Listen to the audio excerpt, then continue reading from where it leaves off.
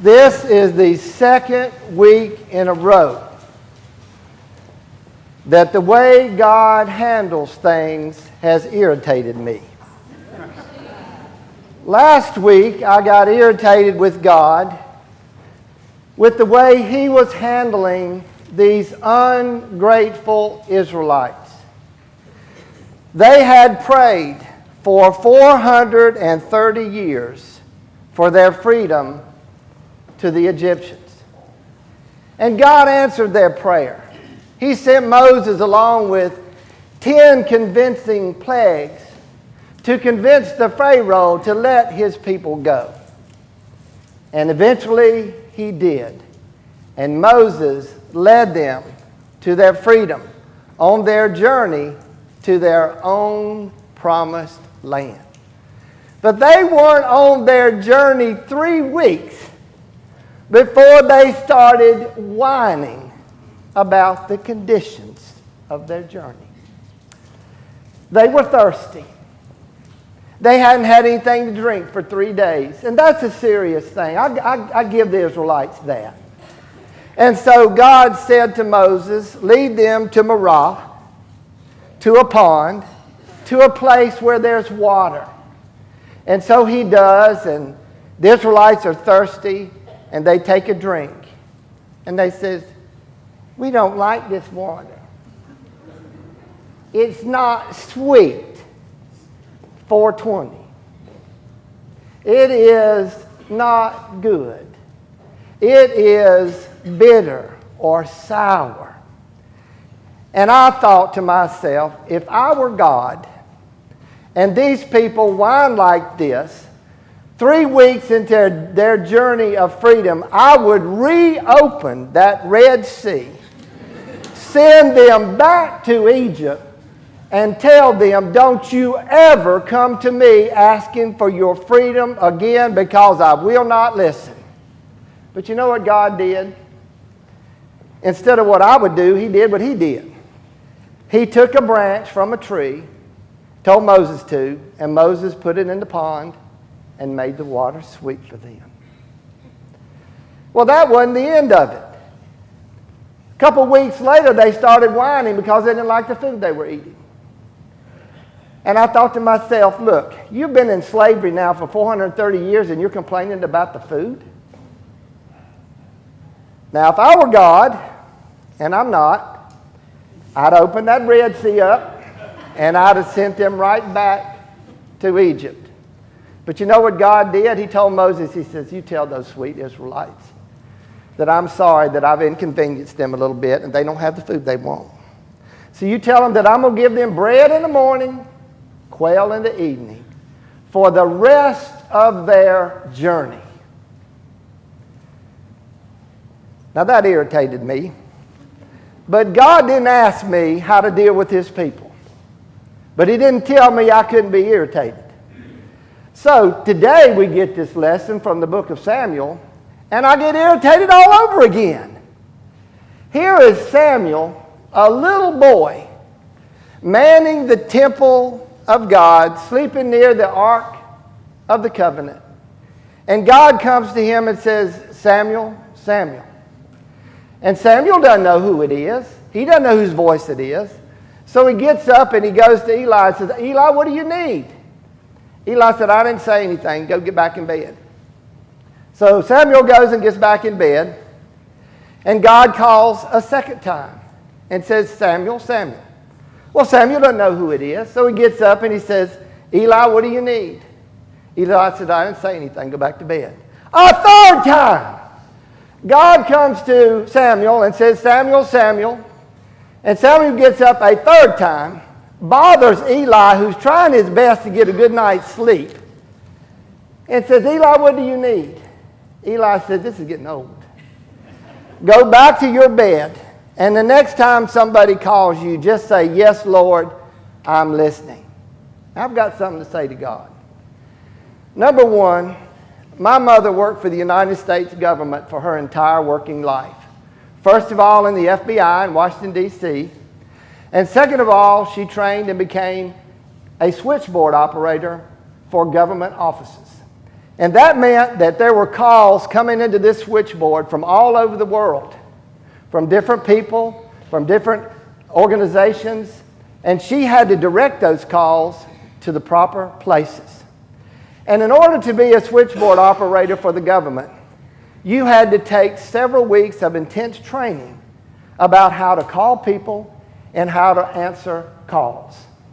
And so, as a child growing up, she wanted to make sure that her children knew proper etiquette when it came to using the telephone.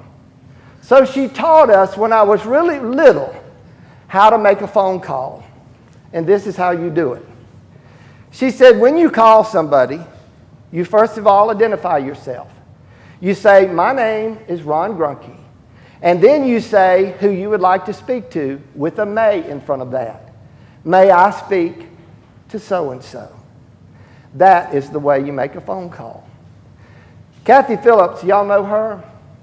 Some of you know Kathy Phillips. She's been a member here forever. She called me yesterday. She was at early service, so I'm not telling anything on her she don't approve of. She called me yesterday, and she said, this is Kathy Phillips. Hello, Pastor Grunke. I have a question. Her mama taught her right.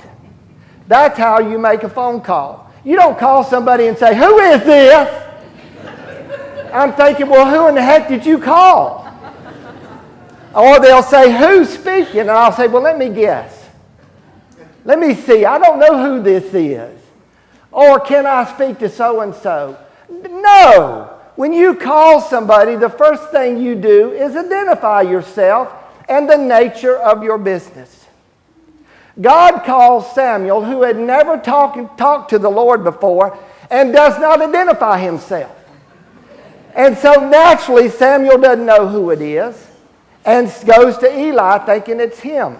Well, after two of these things, you think God would get it. That maybe I ought to tell Samuel who I am. So I said, I don't know if I want to stay irritated with God. I don't think that's a good idea. You know, that's not a good idea. So I had to go to my commentaries and find out if God was really this way. Did he really call Samuel 3 times and ask him 3 different times, hello, I need to talk with you, without identifying himself? Or is another reason for this being in the Scripture the way it is? Come to find out that these books in the Old Testament were written and composed by brilliant journalists. A lot of them were poets. And so much of the book of Samuel is Jewish poetry. And so many times in Jewish poetry, to make a point of emphasis, they will say it 3 times. Bingo! So, God is trying to make a point to us through these writers, is that when he has something for us to do, no matter how many times it takes for him to get through to us, he will do whatever it takes to get to you with that assignment, with whatever he has in store. Now, Samuel shouldn't have been in line for the priesthood anyway. It should have been Eli's 2 sons. But the reason Eli's 2 sons didn't get to follow their father's footsteps in the priesthood is because, and the Hebrew word is this, the English translation of the Hebrew word is worthless. Eli's 2 sons, didn't mince words, were worthless. And Eli would not listen to God when God said, how about correcting your sons, straightening them out? Eli said, you know, like parents nowadays, my son or daughter can do no wrong. It's not them, it's the teacher's fault.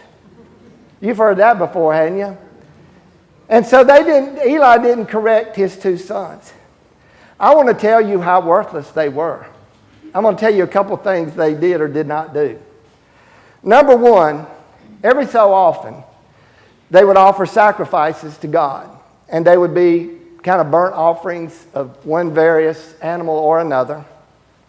And they would boil the meat first and then roast it. And then offer it up onto the altar for the Lord. And then after the sacrifice was over, they would share it and eat together. In the middle of the process, Eli's 2 sons would tell their servants to take a big 3-pronged fork and go in there and get some of that meat out of the pot because they were hungry now.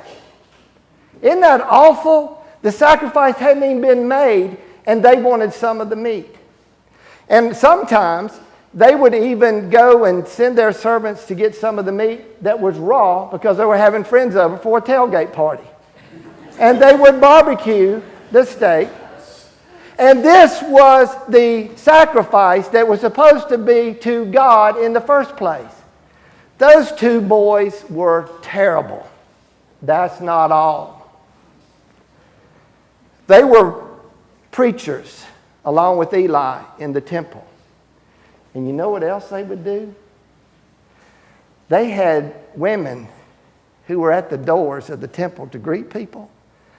They would try to mess with those women. Isn't that awful? They'd be pawing all over them, trying to seduce them before church started. You think I could get by with that? About 15 years ago, I was standing at the end of the sidewalk, and Ginger had to go home, and I had to stay at church for a meeting. So I followed her to the car, put my arms around her, gave a big old kiss, rubbed her back or something a little bit as she got in the car. And then I walked back up the sidewalk, and there's this woman standing there. And she says, Pastor Grunke, I'm a great mind to tell your wife what I just saw. She was a new member. And I said, what did you see? I just saw you pawing all over that woman. I'm a great mind to tell your wife. I said, well, who is my wife? Well, isn't she that big, tall woman at the information desk?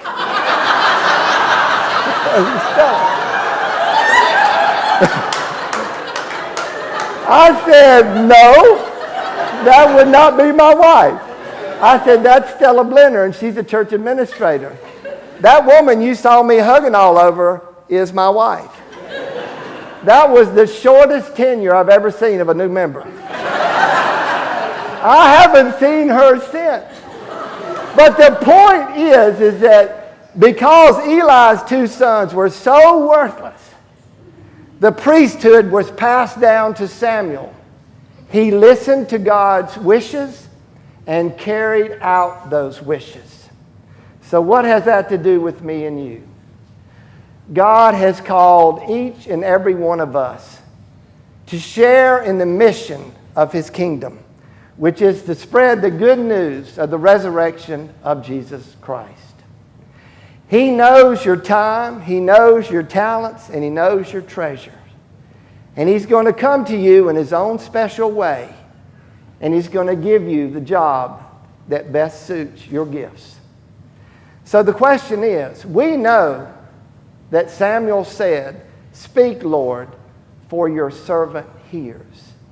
When God comes to us and speaks to us through the Word, the sacrament, in any way, I wonder if we will say, "Speak, Lord, for your servant hears." Amen. Let us stand.